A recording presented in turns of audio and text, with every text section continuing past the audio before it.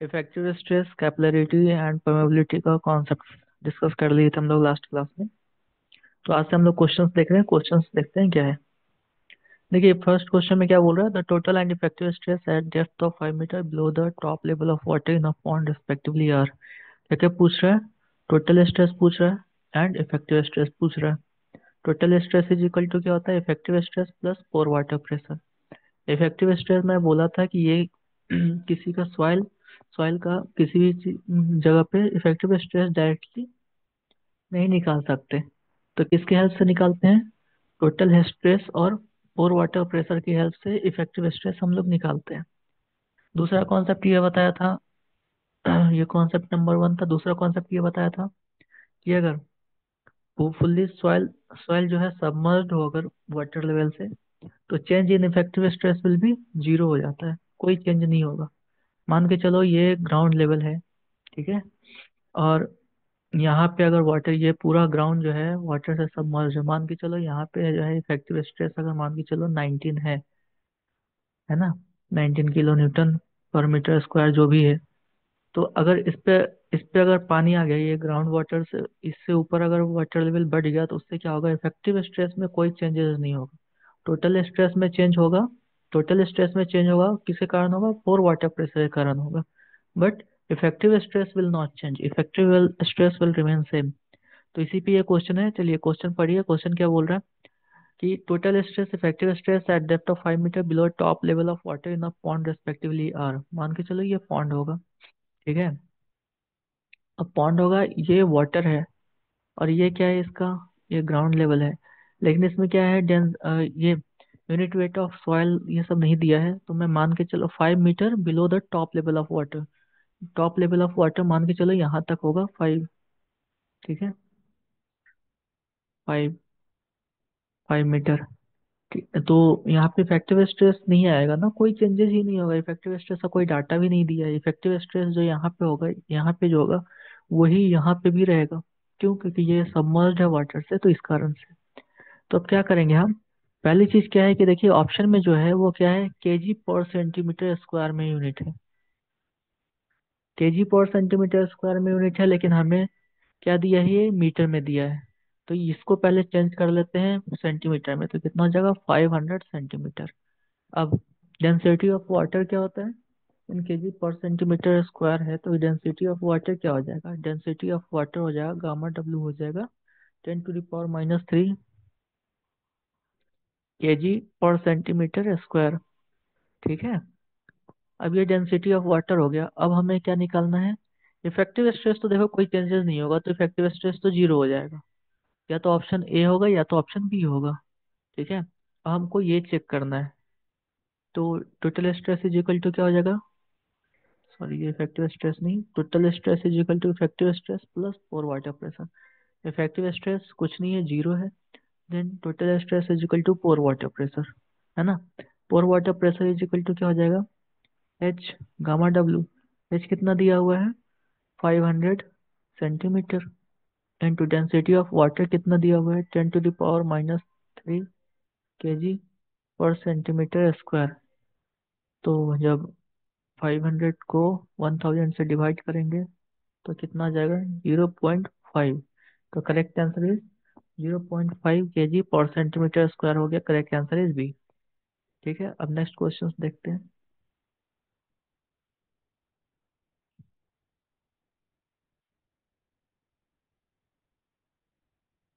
अब देखिए इस क्वेश्चन में क्या है, एक क्वेश्चन क्वेश्चन में एक मिस्टेक है ना, यहाँ पे 65%, ठीक है। अब ये क्वेश्चन देखिए क्या लिख रहा है, the viscosity and unit weight of percolating fluid are reduced to 65% and 95% respectively due to rise in temperature. If other things remain constant, the coefficient of permeability will be।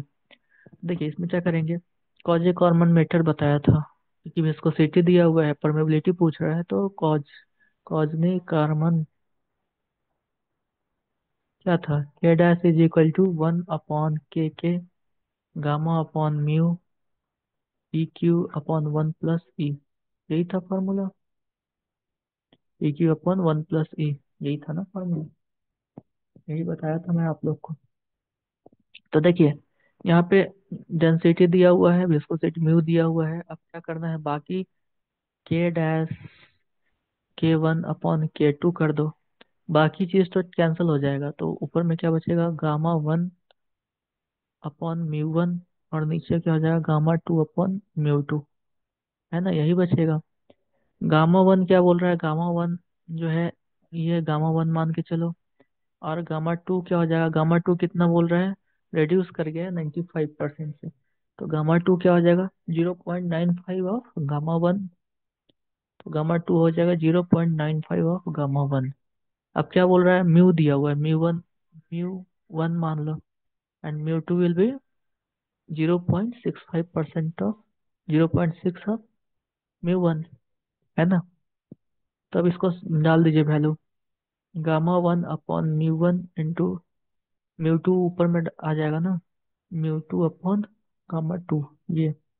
तो Γ1/μ1 इंटू म्यू टू कितना है, 0.65, म्यू1/0.95, 0.95, Γ1, Γ1 से Γ1 cancel, mu one से mu one cancel, 0.65/0.5,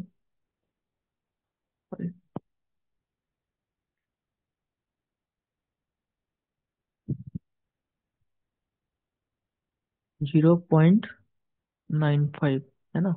और जब आप इसको करोगे, जब इसको आप सॉल्व करोगे तो 1.47 आएगा। तो कितना से, ये कितना चेंजेस हुआ, if the coefficient of permeability will be, तो कितना से इंक्रीज कर गया, 1.47 है तो 47% से इंक्रीज कर गया।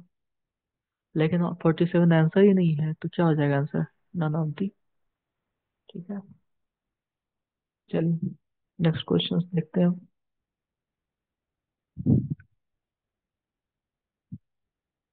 अब ये क्वेश्चंस बताइए, अब ये क्वेश्चन का सोल्यूशन क्या होगा।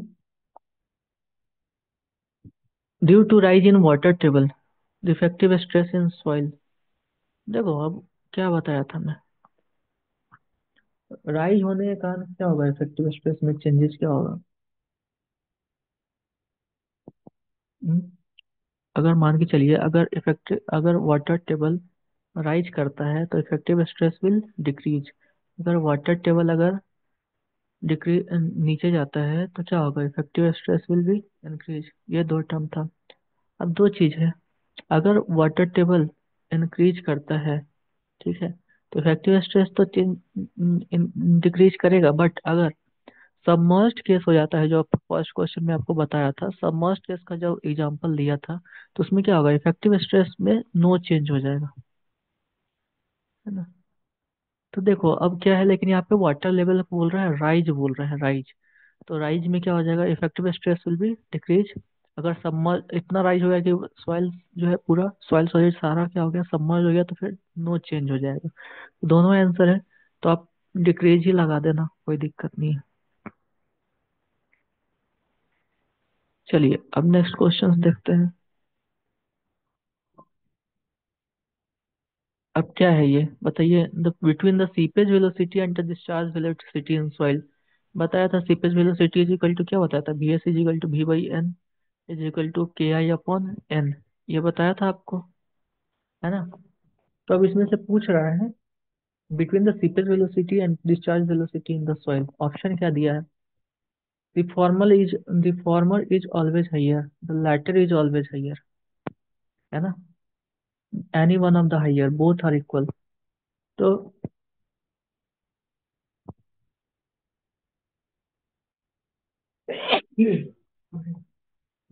तो मैं आपको बोला था कि seepage velocity will be always greater than discharge velocity ना। तो क्या हो जाएगा, the former is always higher, क्या दिया है, सीपेज वेलोसिटी दिया है, तो farmer is always higher.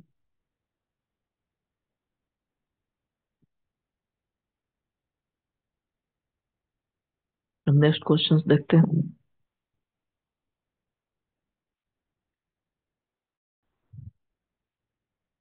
Question देखिए, the N overall value of the coefficient of probability of a soil deposit for a large area में बी डिटरमाइंड बाई, क्या बोल रहा है, टेस्टिंग का क्वेश्चन है, प्रोबेबिलिटी टेस्टिंग का प्रोबेबिलिटी बताया था ना आपको, ऐसा क्वेश्चन है। क्या बोले? An overall value of the coefficient of probability of soil deposit for large area may be defined as. तो जब लार्ज एरिया के लिए होता है, तो लार्ज एरिया के लिए क्या करते हैं हम लोग? पंपिंग आउट टेस्ट करते हैं। ठीक है। लार्ज एरिया का मतलब क्या हुआ, आपको एक बात बताया था, फील्ड मेथड। फील्ड मेथड बताया था। फील्ड मेथड में ही लार्ज एरिया होगा ना। लार्ज एरिया तो फील्ड मेथड में ही होगा। अब फील्ड मेथड में आपको दो बताया था। कौन सा? अनकन्फाइंड और दूसरा कॉन्फाइंड। तो देखिए, जब soil deposit for large area रहेगा तो क्या करेंगे? पंपिंग आउट टेस्ट करेंगे। ठीक है। तो फिर क्या पंपिंग आउट टेस्ट करते हैं, तो 5 का करेक्ट आंसर इज सी। ठीक है। चलिए अब नेक्स्ट क्वेश्चन।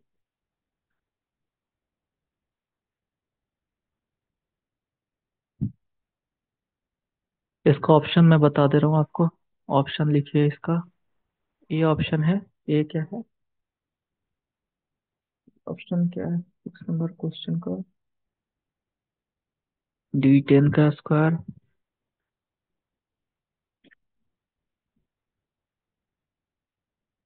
बी ऑप्शन है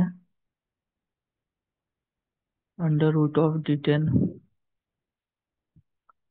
सी ऑप्शन है D10 का क्यूब। और डी है क्या है? D10 to the power 3/2। Coefficient of probability sulphur is, ये डाया का है। तो क्या बताया था इसका?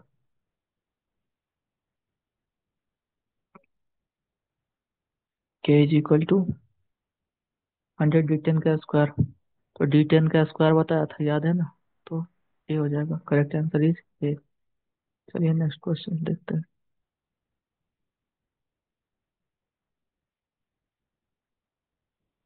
अब क्या है? Physical properties which influence permeability are.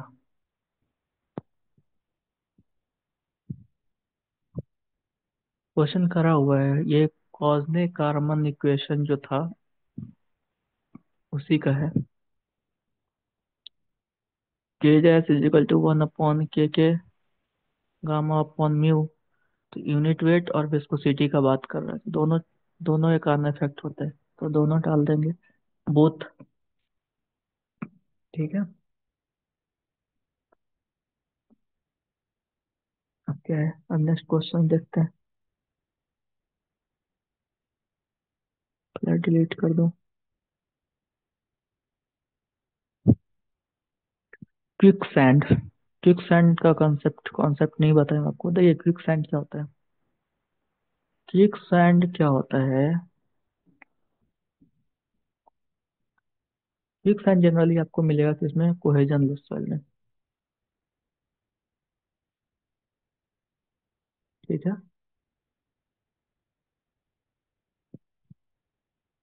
Cohesion less soil में क्विक सैंड होता है। क्विक सैंड क्या बोलते हैं? क्विक सैंड उसको बोलते हैं, मान के चलिए कि यहाँ तक आपने एक्सकैवेशन करा। ठीक है। एक्सकैवेशन करा, यहाँ पे वाटर लेवल है मान के चलिए, और एक्सकैवेशन करने का क्या है, ऊपर से क्या है, ये पाइपिंग फेलियर हो गया। ऐसे क्या हुआ कि पानी जो है वो ऊपर की तरफ सीप आउट होने लगा।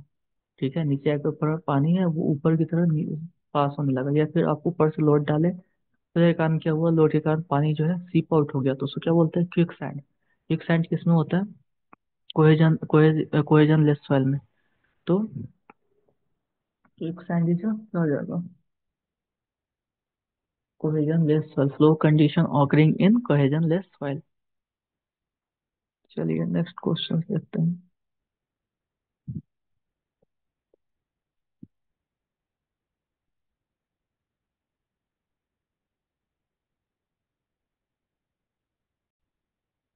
चलिए बढ़िया क्या है। Alleged uniform sand with rounded grains has an effective grain size of 0.05 centimeter. Coefficient of permeability, grain size क्या दिया हुआ है? 0.05। ठीक है। तो ग्रेन साइज दिया हुआ है, तो हम क्या करेंगे, इसको डिटेल मान लेंगे। Detail is equal to 0.05 centimetre. ठीक है। तो coefficient of permeability is equal to क्या होता है 100, जी 10 का स्क्वायर बताया था, क्या हो जाएगा 100 इंटू 0.05 का स्क्वायर। ये 0.05 का स्क्वायर करोगे आप तो क्या हो जाएगा 0.05 इंटू 0.05 करोगे क्या हो जाएगा 25 हो जाएगा 1234 हो जाएगा। उसको 100 से मल्टीप्लाई कर दो, हो जाएगा 2500। कितने कितने के बाद डेसिमल है 1234 0.250, करेक्ट आंसर है ए।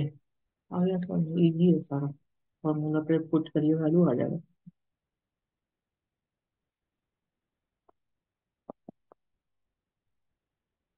तो ये था ना, ये कर लिया, अब ले लीजिए falling head permeability test. Falling head permeability test किसमें करते हैं, फॉलिंग हेड परमेबिलिटी टेस्ट करते हैं पोर्सलेन सॉइल में, पोर्सलेन सॉइल में करते हैं ना फॉलिंग हेड परमेबिलिटी टेस्ट। दूसरा क्या है टाइम, टाइम क्या लगता है कम लगता है, टाइम कम लगता है। फॉर्मूला क्या होता है के I A equal to volume by time. क्या बोल रहा है क्रॉस सेक्शनल एरिया बोल रहा है, क्रॉस सेक्शनल एरिया दिया हुआ है 60 centimetre square, A is equal to क्या दे दिया 60 सेंटीमीटर स्क्वायर। ओके, हाइट दे दिया है 15 सेंटीमीटर, हाइट दे दिया है 15 सेंटीमीटर, तो वॉल्यूम क्या हो जाएगा इसका वॉल्यूम निकालिए। वॉल्यूम इज इक्वल टू क्या होता है A into H is equal to भी, तो वॉल्यूम इज इक्वल टू क्या हो जाएगा 60 into 15, 900 centimetre cube. Water level from 100 centimetre to 40 centimetre in half hour. क्या बोल रहा है 100 सेंटीमीटर से 40 सेंटीमीटर तक पहुंचे कितना टाइम में, तो 30 मिनट्स में। टी इक्वल टू क्या दे दिया 15 मिनट्स, सेकेंड में चेंज कीजिए 50 into 60 is equal to 1500 second, है ना। What is the coefficient of permeability, तो आप बोल रहा है कोफिशिएंट ऑफ परमेबिलिटी बताइए, तो क्या करेंगे इसको।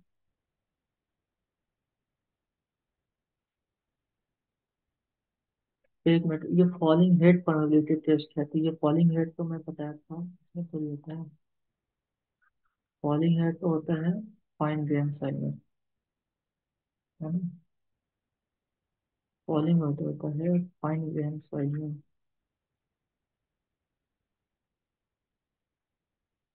तो फॉलिंग हेड का फॉर्मूला इसमें हो जाएगा फिर तो क्या हो जाएगा उससे फॉर्मूला चेंज हो जाएगा, फॉर्मूला क्या चेंज हो जाएगा, फिर ये थोड़ी ना लगेगा। फिर तो एरिया, एरिया दिया है बस उसी से काम निकलेगा, वॉल्यूम निकालने का तो जरूरत ही नहीं है। क्या हो जाएगा कांस्टेंट हेड परमेबिलिटी टेस्ट होता है, दूसरा होता है फॉलिंग हेड परमेबिलिटी टेस्ट। ठीक है, तो falling head permeability test is equal to K is equal to क्या हो जाएगा 2.303, है ना 2.303, और क्या होगा into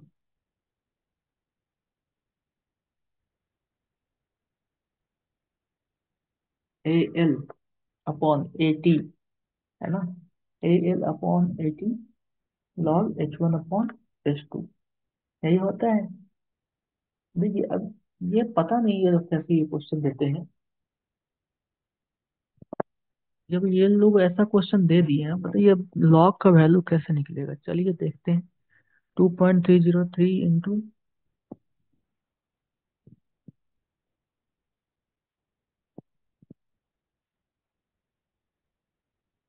the water level in stand pipe of diameter 0.5 centimetre, तो ऊपर स्मॉल एरिया का क्या हो जाएगा पाई/4 इंटू 0.5 का स्क्वायर, क्या हो जाएगा 0.196 सेंटीमीटर स्क्वायर हो जाएगा। ए तो ये क्या हो गया 0.196। अब क्या A L, A L, L कितना है, एल दिया है क्या, एल कितना दे दिया है, 15 सेंटीमीटर। 15 सेंटीमीटर डिवाइडेड बाई 80, बड़ा वाला एरिया, तो 60 दे दिया है। टाइम कितना है, टाइम दिया है इन हाफ एन आवर। पूछ किस में रहा है, सेकेंड में। टाइम दिया है 30 मिनट्स, इज इक्वल टू कितना हो जाएगा, 30 into 60 seconds, into 30 into 60 log H1 कितना है, 100/40। चलिए, अब जब इसको आप सॉल्व कीजिएगा, सॉल्व करने पे आपका क्या आएगा वैल्यू, सॉल्व करने पे आपका वैल्यू आ जाएगा, करके देखिएगा तो आ जाएगा 2.49 इंटू 10⁻⁵ सेंटीमीटर पर सेकेंड। ठीक है, करके देखिएगा वैल्यू, कैलकुलेट करके इतना ही आएगा, 2.49 10⁻⁵। कौन सा होगा, ए इज द करेक्ट आंसर। चलिए अब नेक्स्ट क्वेश्चन पे चलते हैं। 11, फिर से फॉलिंग हेड प्रोबेबिलिटी टेस्ट, ये तो करा हुआ है, अभी तुरंत करा था। 10 नंबर क्वेश्चन देखिए क्या है। 10 metre thick confined aquifer gives the steady state discharge of 0.03 meter cube per second for the well of 50 centimeter radius due to pumping. The height of water in well is dropped from 15 meter to 10 meter and the radius of influence is obtained as 500 meter. What is the coefficient of permeability? ठीक है, तो ये 12 number question का solution कैसे होगा, बताया था आपको मैं, एक फॉर्मूला दिया था, और अगर नहीं दिया था तो ये लिखिए आप, Q इज इक्वल टू क्या, 2 पाई इंटू, ठीक है, के क्या है, परमेबिलिटी है, डी, ओके, डी क्या है, थिकनेस ऑफ कॉन्फाइंड एक्यूफर, ये है अपना एक्यूफर,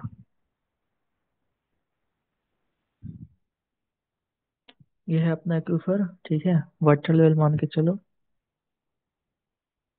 ये है ना।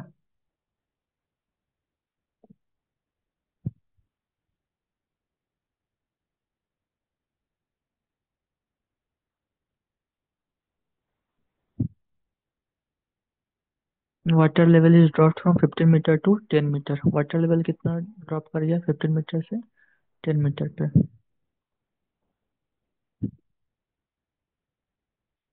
ओके, ये पूरा पूरा वहां तक ऊपर तक 15 मीटर, 10 मीटर। चलिए, ये क्या है, 10 metre.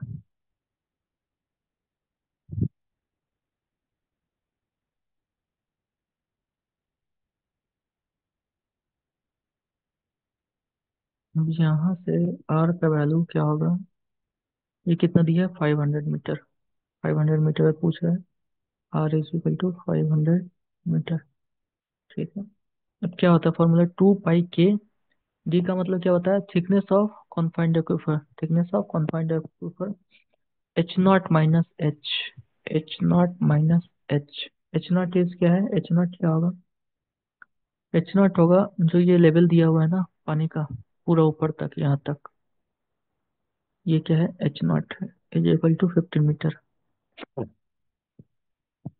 Final height of the water कितना हो जाएगा, ये कितना पे आ गया है, 10 मीटर पे, ये H, तो H0 - H divided by 2.303 log 10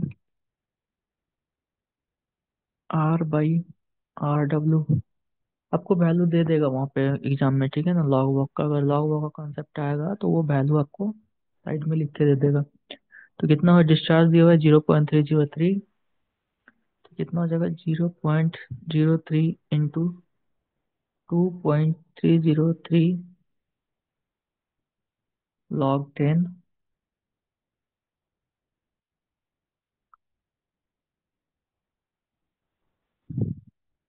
filter डाल दिया।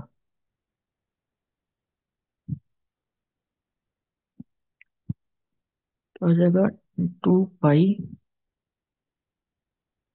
2 पाई के निकालना है। K × 10 × 15 - 10 कितना हो जाएगा? 15 - 10 कर लीजिए। 2.303 लॉग कितना? 500 डिवाइड बाई 0.5।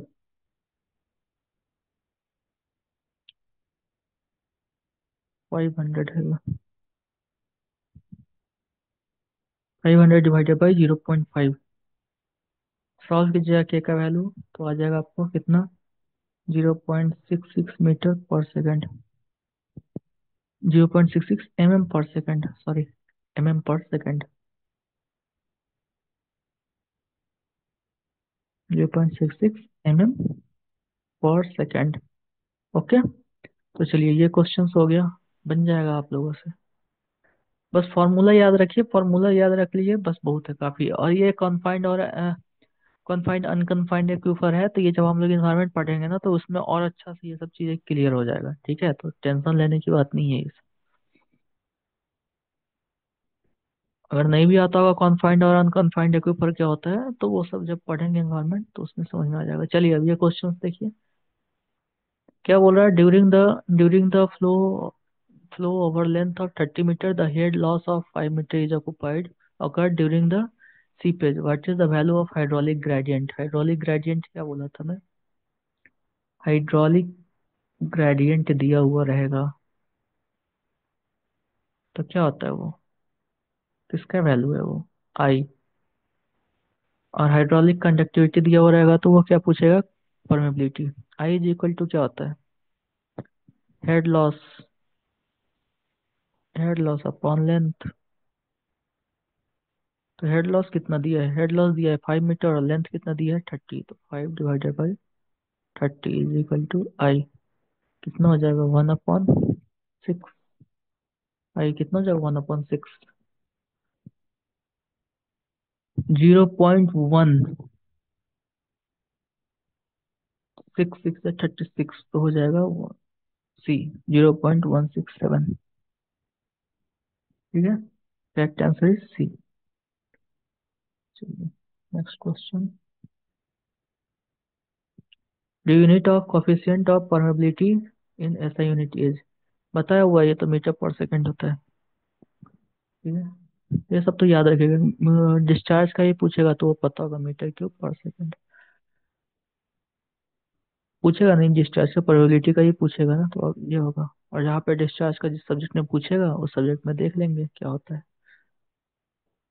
चलिए अब नेक्स्ट क्वेश्चन में देखते हैं इस चैप्टर का लास्ट क्वेश्चन जो है। चलिए अब ये बताइए जरा। Which of the following method is used in a field to determine permeability of soil?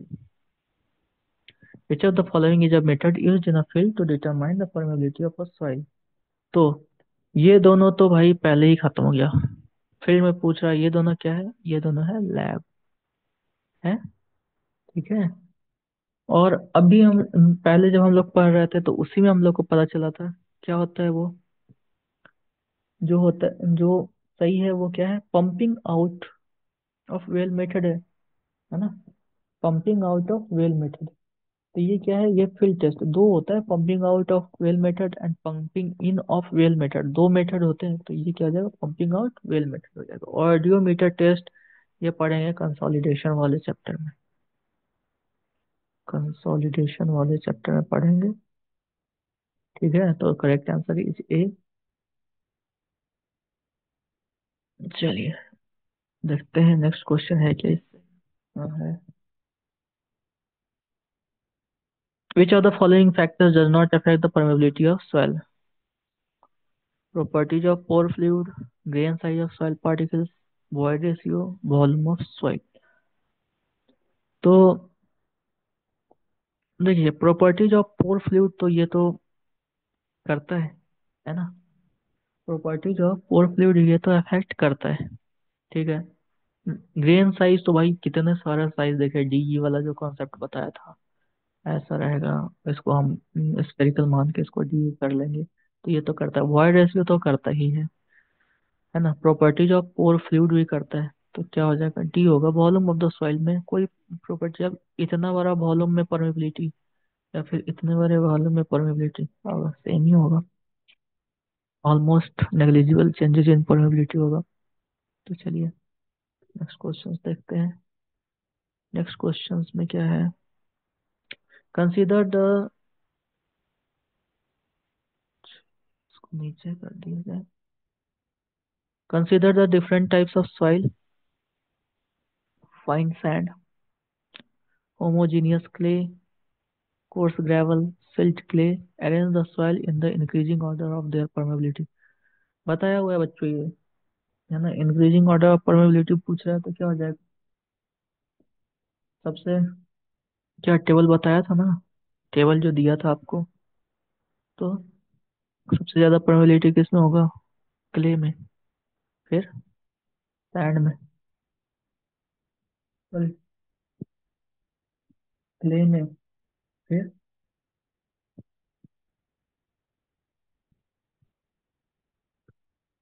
Clay में हो गया, फिर एसकिल्टी, क्या दिया है, होमोजीनियस क्ले होगा सबसे ज्यादा, फिर क्या हो जाएगा अपने पास,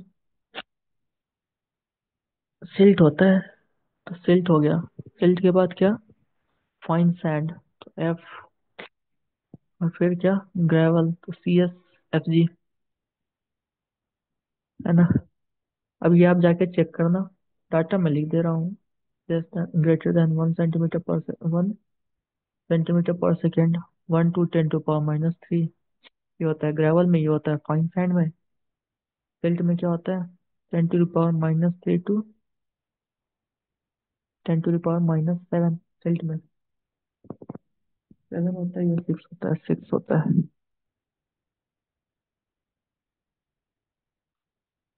10⁻⁶।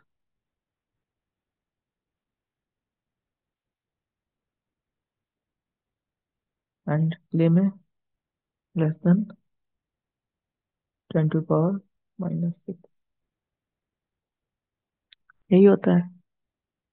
तो बस यही डाटा था, इसी पे क्वेश्चन है, डायरेक्ट बना लीजिए, कीजिए। अब देखिए ये क्या है, अब नेक्स्ट चैप्टर का ये, नेक्स्ट चैप्टर जब फ्लो नेट ये सब पढ़ेंगे हम लोग, सरफेस थ्रो, सीपेज जब पढ़ेंगे ना, तो सीपेज का कॉन्सेप्ट जब मैं बताऊंगा, अब सीपेज का कॉन्सेप्ट बताऊंगा नेक्स्ट वीडियो में, तो आप वो देखना फिर। ठीक है, चलिए आज के लिए इतना ही। गुड बाय, टेक केयर, और अच्छे से पढ़ाई करते रहिए। कुछ दिन में मैं बीएमसी का भी क्लास लगा लूंगा, एक क्लास बीएमसी का मिल जाया करेगा रोज, और एक सॉइल का। सॉइल जल्दी ही खत्म हो जाएगा, मैक्सिमम 10 वीडियोज, और सॉइल आपका खत्म हो जाएगा विद फाउंडेशन। ठीक है, तो अच्छे से पढ़ाई करते रहिए। ऐसा सोर्स से पता चल रहा है बहुत जगह से कि भाई अपना जो एसएससी का पेपर होगा वो सितंबर अक्टूबर के आसपास जाने वाला है, इस बार तो जून में नहीं जाएगा। अगर जून में लेना रहता उनका पेपर तो वो अभी तक तो निकाल देते फॉर्म वॉर्म, तो इसलिए तो चिल कीजिए तब तक, पढ़ाई करते रहिए, सिलेक्शन होगा ही। क्वेश्चंस बनाते रहिए खुद से भी, अब जब कॉन्सेप्ट बना दिया हूँ तो बता दिया हूँ, तो मैं जब क्वेश्चन सॉल्व कर रहा हूँ उससे पहले क्वेश्चन खुद से सॉल्व करने की कोशिश कीजिए, नहीं बन रहा है तो फिर बनाइए। ठीक है, चलिए, ज़्यादा प्रवचन नहीं, गुड बाय।